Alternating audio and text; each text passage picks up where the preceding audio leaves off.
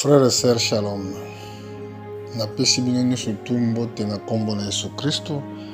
Na besika nyonso oyo bozwami tika nzambe ya pambola bino. Nazali mosali na nzambe na kombo ya Mvula Philippe. Lelo toye kolobela likambo nini? Likambo ya anniversaire. Donc bana na nzambe oyo bazali né de nouveau affranchi bako sala ba anniversaire te parce que anniversaire ya liboso ezali fête moko satanique. Donc ezali fête moko ezaki ya barome baza ko fête wana. Omoni souvent na mokili awa auto église catholique azo utiliser ba méthodologie romaine na kati wana eza na plusieurs incantations oyo bato basalaka. Bokomona eza na ba symbole moko oyo bato barandaka compte te, neti symbole ya kotia ba lampe, symbole ya kotia gâteau. Donc lampe prophétiquement ezolakisa biso eloko moko boye important. Lampe elingi koloba ezali vie oyo nzambe atie kati na yo. Soki toye na mokanda na Exode na chapitre 27 bazolakisa biso nanu signification ya lampe qui est image des croyants dans l'église.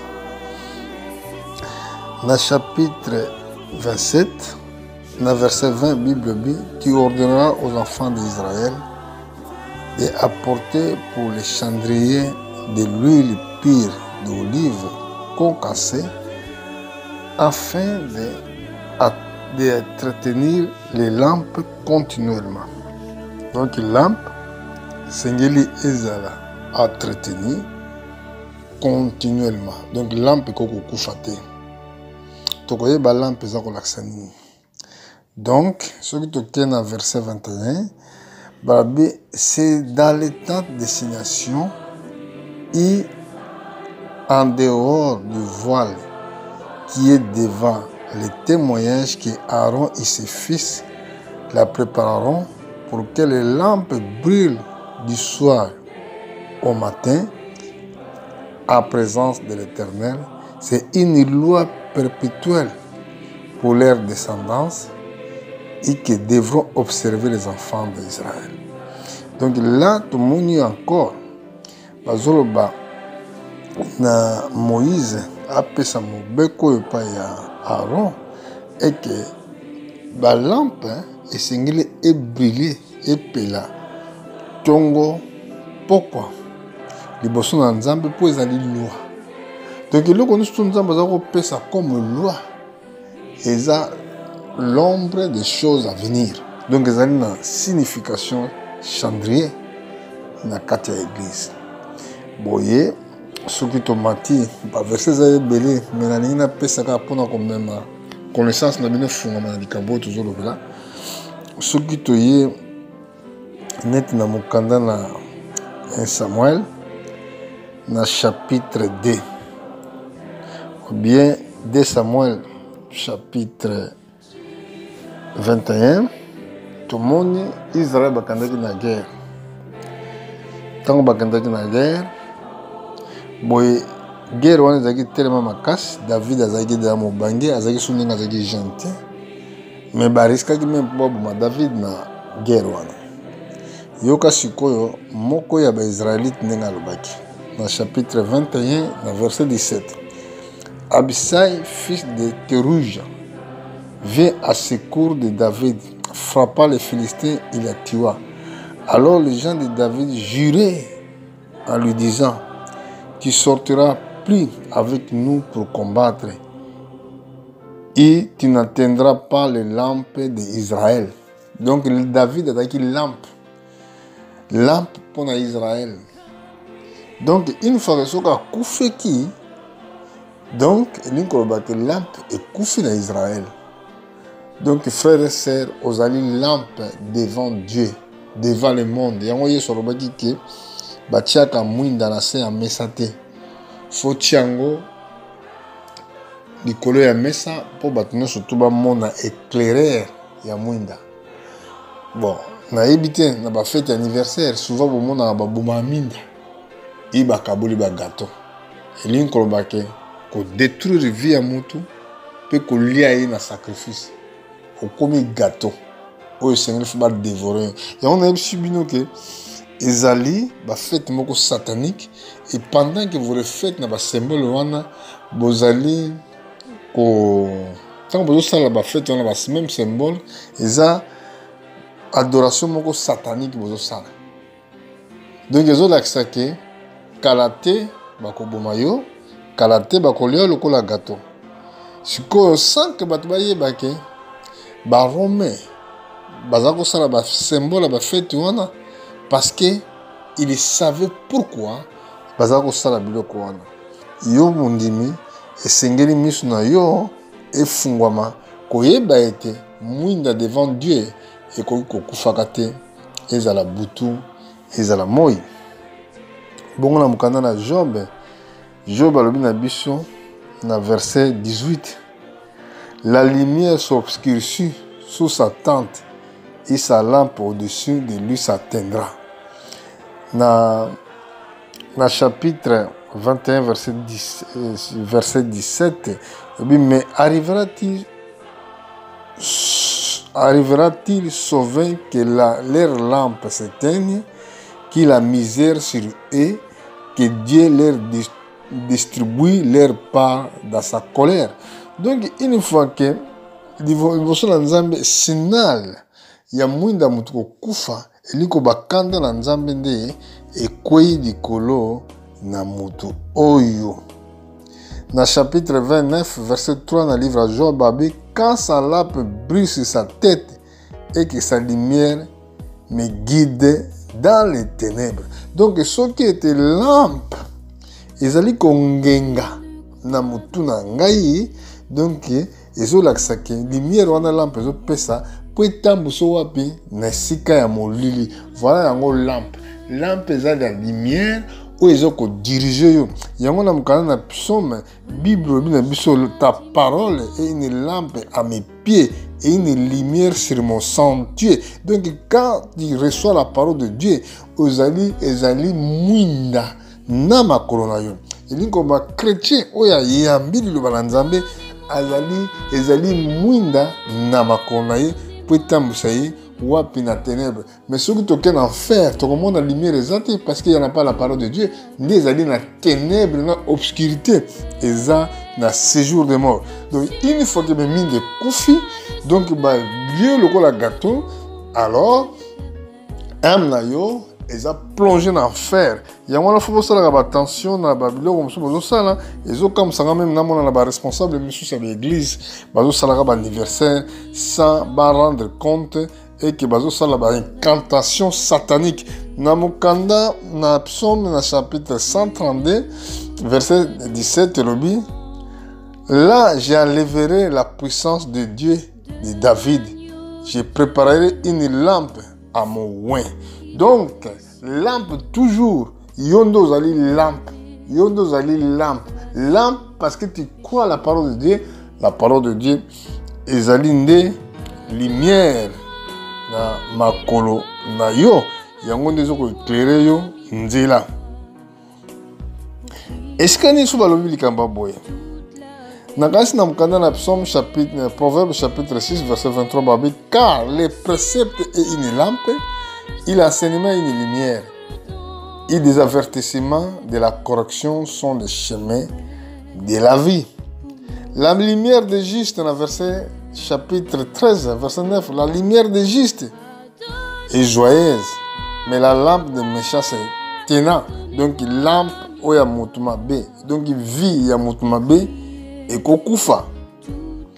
Balobi sous dans chapitre 20, dans verset 20, babi si quelqu'un maudit son père et sa mère, sa lampe s'atteindra au milieu des ténèbres.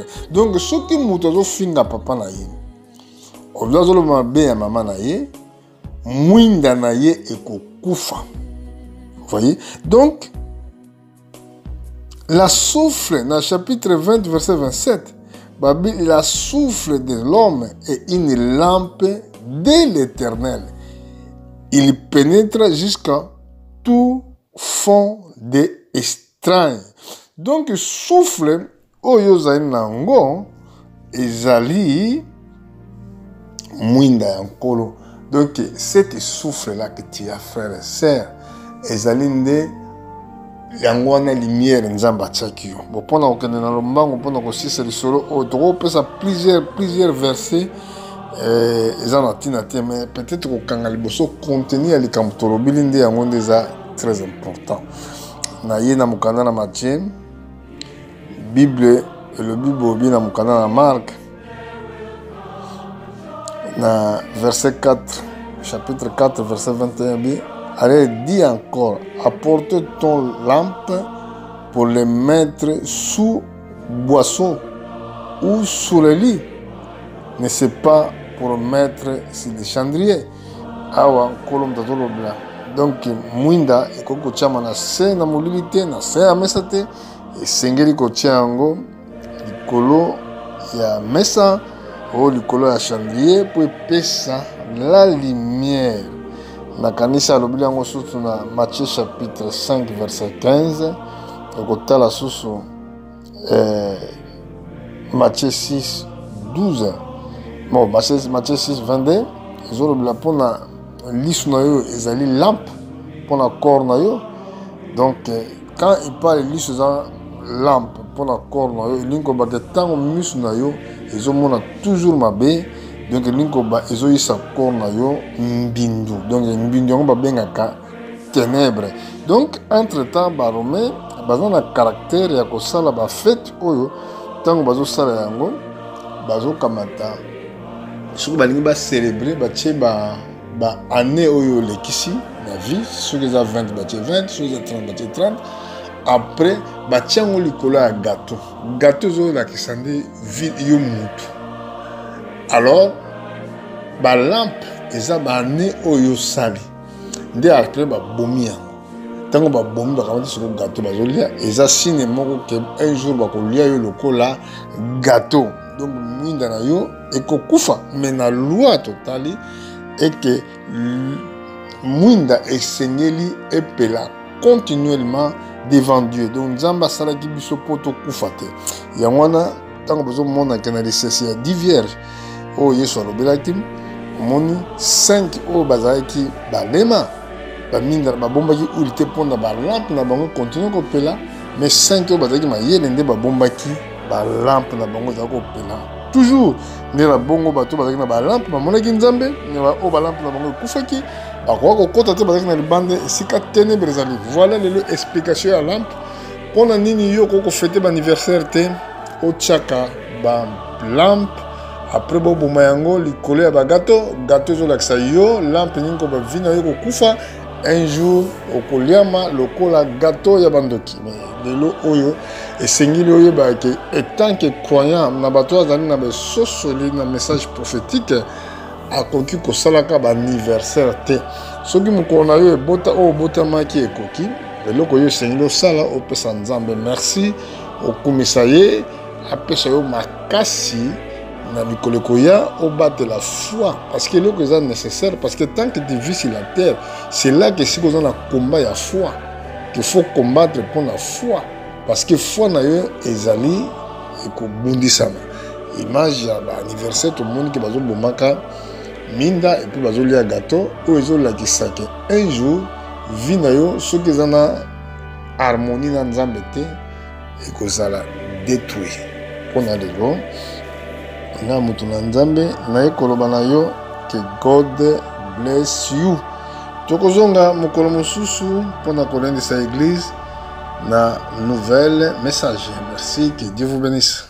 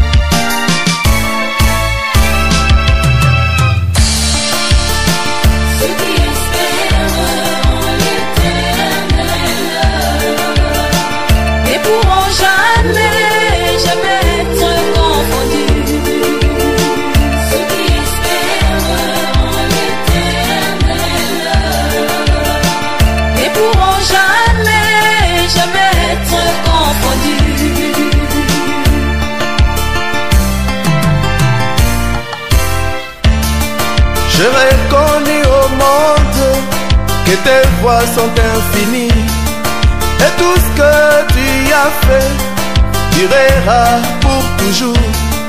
Mon Dieu n'est pas un homme qu'il puisse se repentir, ni même un fils de l'homme qu'il puisse changer ses voies.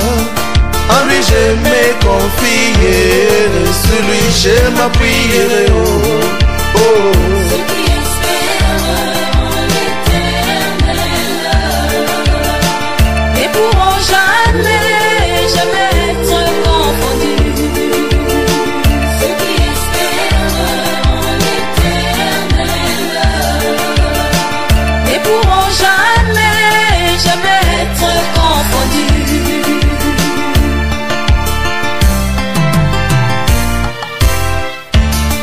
Je tiens cette assurance comme une encre pour mon âme, très sûre et très solide, que mon Dieu ne change pas.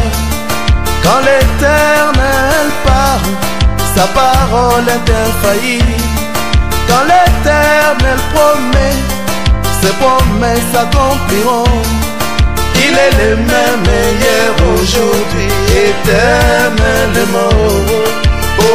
Ceux qui espèrent en l'éternel ne pourront jamais, jamais être confondus. Ceux qui espèrent en l'éternel ne pourront jamais, jamais être confondus.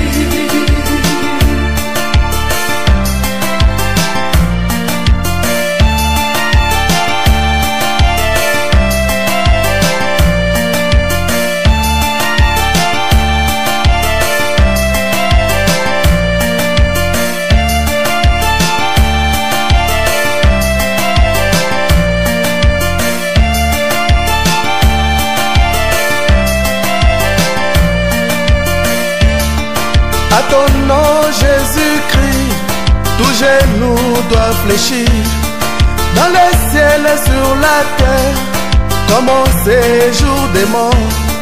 Le nom de l'Éternel est une forte tour. Le juste s'y réfugie, il est en sûreté. Garde mon âme, Seigneur Jésus, dans ton nom béni. Oh. Ceux qui espèrent en l'éternel ne pourront jamais, jamais être confondus. Ceux qui espèrent en l'éternel ne pourront jamais, jamais être confondus.